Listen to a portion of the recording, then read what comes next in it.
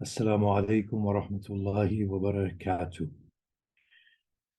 So, in my own experiences, I feel that there is one thing that is a cause of a lot of grief and inner disrest and also difficult, and that is the whole issue of interpersonal relations. Whenever we meet people, we always get to hear of how they are troubled in themselves due to the relationship that they have, either with their spouses or their immediate family or extended families. And I've noticed that that consumes the individual, and a lot of time goes in just being concerned about these turbulent relationships and how to resolve them, or just talking about it and thinking through it and not even wanting to resolve anything. It's just that need to talk about that difficult relationship. So I thought, let us throw some light on this. As a prelude, if we look at the Quran says, we have created you from a single soul. Then from it, we made its spouse, and then from them we caused many men and women to spread upon the earth. Now, upon analysis, we will see that that single soul is the reality that we all carry. In that sense, the distinctions that we have between ourselves are distinctions that are brought about through our bodies. As far as the soul is concerned, it is the same individual in every body or accompanying every body. There are no two people. In that way, if we can look at the other person, we are looking at a reflection of ourselves in that context. Now, I believe there's a hadith of the sixth Imam, from what I recall, I had read it about 40 odd years ago, in which he stated that if people were to know how they have been created, no one would have the heart to hate another.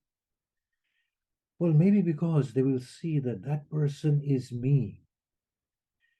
And if I can understand that that difficult person is me, then as opposed to feeling enraged or annoyed, maybe I'd feel far more sympathetic that my image, which is effectively me, is the way it is and able to cause grief to others.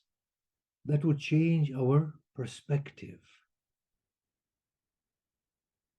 The other thing we need to conclude here is that the one who is being condemned and hated is actually me. I wouldn't want to be condemned or be hated. The other thing we need to conclude here is that life is not all about me within this fixed body. Life is about the human soul, which in its entirety is actually me. So there's no question of me securing comfort for myself, an easy life which is untroubled. The question is for the entirety of the soul scattered within humanity to arrive at a position that is befitting it. Now, I write this in book 5 of Islam and God Centricity. It's a spiritual sort of deliberations on body spirit distinction and how we become caught within the body, and how the whole of our religion and understanding of God is reduced to our bodily appreciation of ourselves, whereas no, we are spirited people. So I say in that book somewhere that the person who goes to hell is actually me going to hell. It's no longer a question of me being secured a place in paradise and others can be condemned for their wrongfulness Anybody going to hell is me going to hell, and by that person going to hell, I stand as a failure. And in that case, heaven and hell are not the end, they are merely a more elaborate part of our existence as we as we migrate from this world. In that way, if we were to think of the other, that it is actually me, it might allow us to be far more tolerant. And beyond tolerance, it might allow us to be sympathetic. And beyond sympathy, it might bring about empathy within our souls. But that's not all that I want to say. You see, ask ourselves a fundamental question. Why would God create humanity and place them upon this earth? If He is a kind God, no kind God should ever create humanity of the nature that we are and place them upon earth. It stands to reason that as parents, we would not want our children to be in a position where they would suffer, they would kill each other, and where there would be so much anguish and pain and suffering.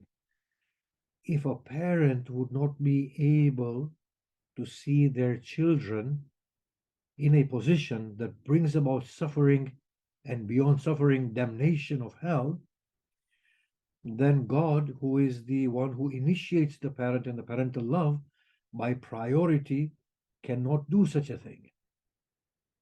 The other thing is this, that if God created us and placed us upon this earth, then God would become a very oppressive God, even a criminal God. That we can say to God, well, why did you create us? We didn't ask you to create us.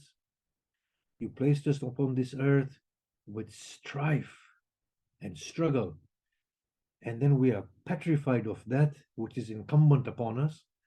And then after that, you promise a day of resurrection where children will be turned into old people and pregnant women will miscarry their babies, and in which children and the parents will be at the necks of each other, and in which a condemned person will say to God, throw the entirety of humanity, including my mother and father, into hell and spare me. What sort of a God are you? I mean, you're not worthy of being a God. This doesn't make sense at all. The only way we can make sense of this world is if we admit that we have existed prior to coming into this world. And we knew what this life of this world entailed. And hence we have come here. The responsibility is not of God. The choice is ours, and the responsibility is of ours. And there's a huge opportunity that we saw in our worldly existence, and that's why we opted for it. If we can understand life in this way, then our perspective will change, because as opposed to why is this happening to me, we will ask a question, why did I choose this life for this thing to happen to me? What are the goods that I wanted to receive from this challenge? Why is that person so awkward, so transgressive? Instead of asking that question, we need to ask a question. Why would I have wanted that person to come into my life bringing that attitude and that challenge to me? What was I supposed to gain from it? Now, I'm going to elaborate on this a bit more. When I obviously give small talks during weddings, I always remind my audience of the prophetic narration in which he states that your spouses have already been chosen for you prior to coming into this world. Now, no matter where you look, you will end up with the one that was chosen for you. Now, if we can extend that logic a little bit further, we will see that when We were in a pre worldly existence. We had chosen each other to come into our lives with the specific challenges, difficulties, comforts, joys that we bring for each other. If that is understood, then in this world, that difficult person that is there in front of me, that is causing me so much trouble and grief, anguish, and anxiety, is only there because I have asked them to be there in this life. Obviously, I've forgotten why, but there is some deep good that he brings or she brings. And there is a deep opportunity here, and there are goods that I need to receive from it. Now, as opposed to thinking, why him, why her, may God curse them, why don't they stop, and wasting time, maybe we should look at it differently and ask, no, that person brings an opportunity. The fact that I'm being anguished shows a deficiency in my soul. And that person, by challenging that facet of my soul, is forcing me to examine that deficiency of my soul so that I can rid it and complete it instead. Because once I breathe my last on the face of this earth, that person, with all their tribulation, will finish. But what will I take back with me? Neither is that person coming with me, nor is my body, nor is my property or this world. I'm going back. What am I taking back? At that point, we will see that actually that person came to taught me tolerance, patience, sympathy, empathy, forgiveness, becoming a bigger person from within. So I often say this to the married couple that look, as opposed to cursing each other, blaming each other, because obviously sometimes, unfortunately, that's what happens. As opposed to cursing each other, blaming each other, he is wrong, she is wrong. Why don't you think instead, why did I choose her? Why did I choose him? Maybe I chose him for him to challenge me in this way so that I can grow very substantively from within. And he is none other than me in his form. So I am challenging myself. And there's a two-way opportunity for that person to rectify their own behavior and for me to grow through the challenge that they provide. I'd often give this example, and today I've used that word so many times. I often do this and I often do that. Something often must be in my head somewhere. So I was going to the mosque, although this is a fictitious story, yes, but people tend to think it's real. I was going to the mosque at the height of my career, and the car park volunteers, they said, there's no parking. I said, do you know who I am? They said, well, there's no parking. What can we do? Now, that was offensive to me, like truly offensive, that I am the Sheikh. There should be parking for me. You should clear off everybody else. And such disrespect.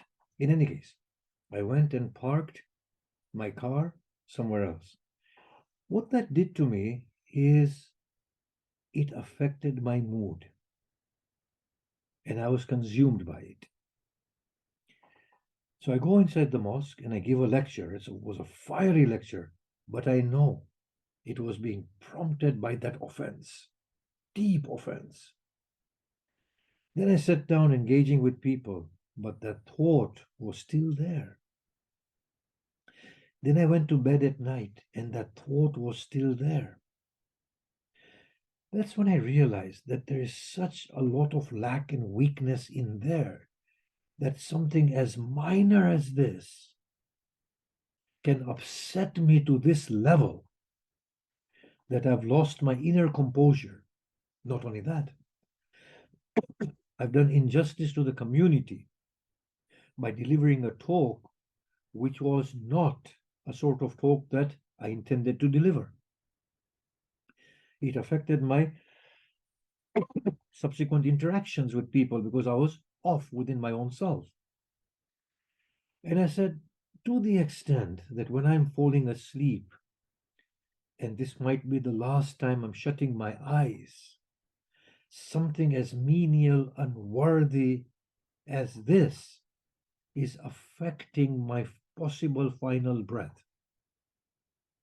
And then I realized that that response that I got in the car park was actually sent by God.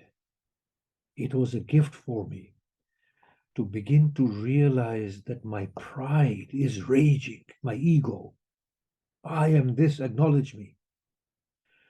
And that pride is so frail that it got hurt by somebody not giving me a space to park.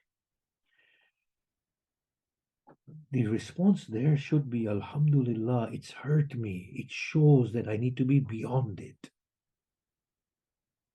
It should not affect my composure. It should make me into a bigger person, a loftier being. Now, a person comes in the midst of Imam Ali and starts swearing, accusing, and cursing him. The Imam is unmoved. And at the end, the Imam says, you look agitated, tired, and you've come from a distant land. The Imam wasn't doing that as a political gesture to win him over. It was his natural character. He was predisposed to be kind.